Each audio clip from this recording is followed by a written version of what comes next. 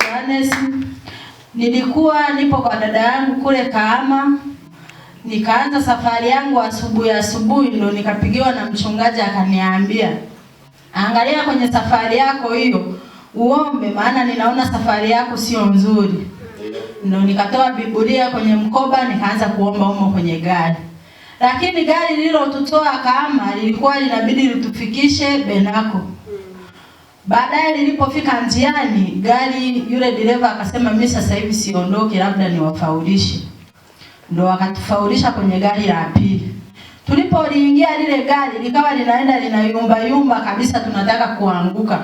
Ila nikasema huu ni mpango wa shetani.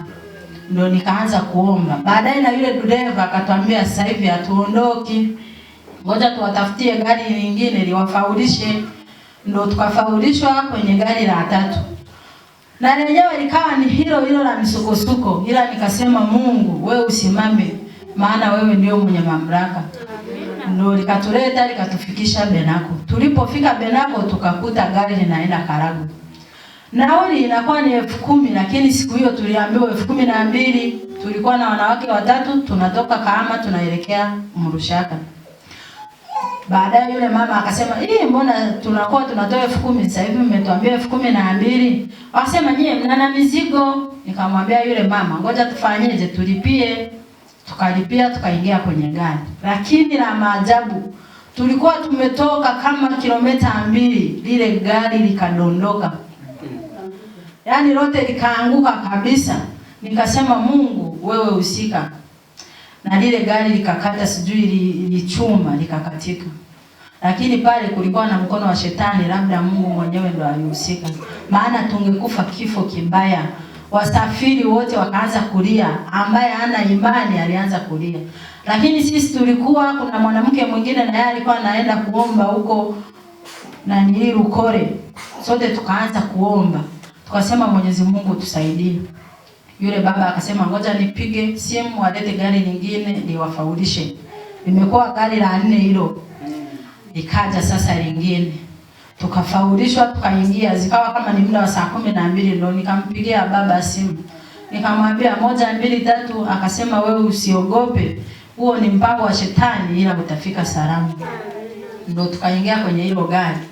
Sasa tulipokuwa tunaenda, begi langu lilikuwa juu wamelifunga. Usiku kameingia, tukasikia kitu kimedondoka. Yule kaka akamwambia dereva, kuna kitu kimedondoka, akasema hamna. Wakasema simamisha gari bwana, tusije tukaacha mizigo ya watu. Wakasimamisha. Waliposimamisha wakaenda kukuta ni begi langu limedondoka na nguo zote yani limepasuka. Nikasema huu ni mpango wa shetani, labda umepitia hapa. Ndio nikalifunga kwenye nguo, tukaanza safari. Hapo lile gari likazima. Akasema mafuta yameisha. Dereva akasema ngoja niende nifate mafuta. Akaenda akayafuata akayaweka. Alipomaliza kuweka na sisi tukaingia kwenye gari.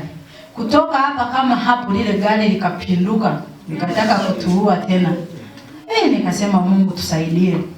Ndio tukatoka, akasema na mimi gari langu limefanyaje? Limeharibika, kwa sasa hivi sina ujanja, alitoki.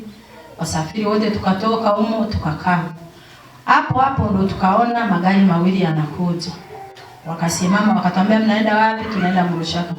Wakasema mna 5,500, tukasema haya, tukapakizwa tukaja mpaka Mrushaka. Mungu akatusaidia tukafika vizuri Mrushaka. Tulifika saa 6. Maana tulitoka kama saa 10 ndio tukafika saa 6 tena za usiku. Nikalala humo Mrushaka, asubuhi sasa na mpango wa kuja huko. Nikaenda nikamwambia kuna mwanamke, nikaweka simu yangu kwamba anichajishie. Nikatoka nikaenda sokoni ili nirudi, nakuta yule mwanamke ameshaondoka, amefunga. Nikasema hii safari ina nini? Akasema Mungu mwenyewe ahusike.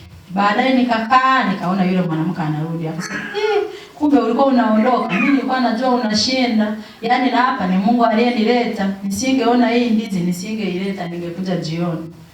Akanipa hiyo simu. Nikafungasha, lakini moyo unaniambia nisipande tena gari. Nikampigia mkaka wa Rukore nikamwambia uje unifanyeje, unipeleke huku. Akaniambia yani sasa hivi na mimi nimebanwa. Akasema ngoja tuende tu. nipande gari Mrushaka, nilifikishe Kayanga, ndio nipande la huko. Mungu, yaani uone Mungu alivyo wa maajabu. Ninapita huko Mrushaka ndio nikampata kijana mmoja anaitwa Resi. Na huko anakuja hapo kuomba, tunaomba na yeye huko Rukore. Nikamwambia unaenda wapi? Akaniambia hadi sasa hivi nipo naenda Bukoba. Na mimi nikamwambia yani unavyoniona mimi naenda wapi? Kibona. Akasema jamani, weka mafuta kwanza nikufikishe Kibona ndio nije nirudi naenda Bukoba. Ndio tukapakizwa kwenye pikipiki. Tumetoka huko kabisa. Tuko vizuri, lakini tulivyofika barabara ya hapo sijui inaenda Mabira, hii inaenda huko. Yaani hapo tulipata ajali, watu wote walishutuka. Yaani ile ajali ilikuwa ya kufa. Lakini namshukuru Mungu atukuhurumia. Kwa hiyo ukiwa na imani Mungu